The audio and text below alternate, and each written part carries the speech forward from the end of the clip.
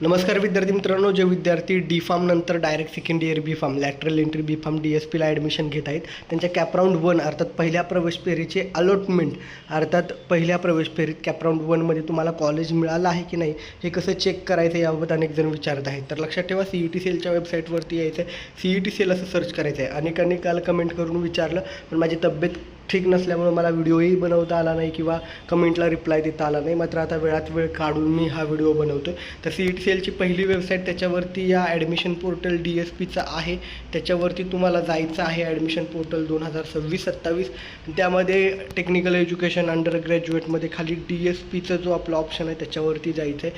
या पर्यायावरती गेल्यानंतर तुम्ही बघू शकता, इथे लिहून येत आहे institute wise provisional allotment for CAP 1 are published. म्हणजे काय, पहिल्या प्रवेश फेरीसाठी कॅपराऊंड 1साठी कॉलेजनिहाय म्हणजे कुठल्या कॉलेजला कुठल्या विद्यार्थ्याचं नाव लागलेलं आहे ही यादी आलेली आहे.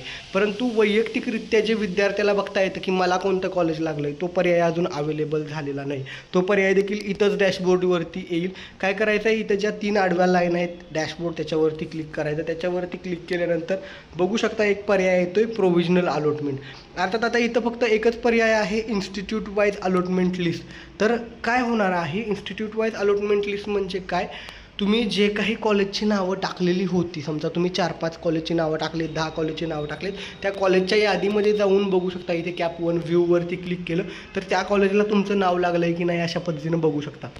याच वेबसाईटवरती डॅशबोर्डवरती थोड्या वेळानं पर्याय उपलब्ध होईल की चेक प्रोव्हिजनल अलॉटमेंट स्टेटस. तुमचा वैयक्तिक प्रोव्हिजनल अलॉटमेंट स्टेटस बघायचा पर्याय लवकरच अवेलेबल होईल.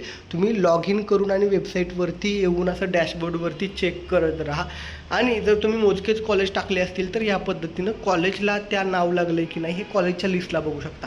वैयक्तिक जो आपण रिझल्ट चेक करतो की मला कुठलं कॉलेज अलॉट झालं आहे ते बघायचा पर्याय लवकरच अवेलेबल होईल. तुम्ही वेबसाईटवरती आणि लॉग इन करून चेक करत राहा.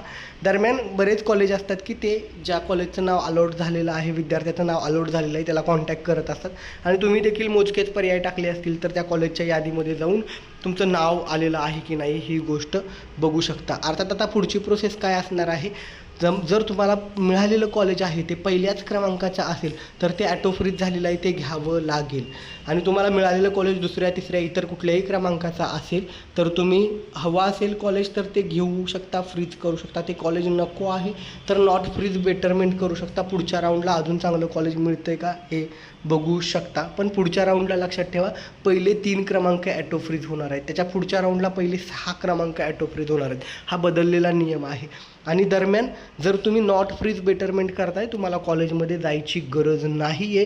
तुम्ही फक्त जर फ्रीज करताय, प्रवेश निश्चित करताय तर कॉलेजमध्ये जावं लागेल. कॉलेजमध्ये जात असताना सर्व ओरिजिनल डॉक्युमेंट आणि त्या सर्व डॉक्युमेंटचे 2 झेरॉक्स सेट घेऊन जावं लागेल. नॉट फ्रीज बेटरमेंट किंवा फ्रीज जेव्हा केव्हाही तुम्ही करताय एकदाच ती सीट ॲक्सेप्टन्स फी भरावी लागते.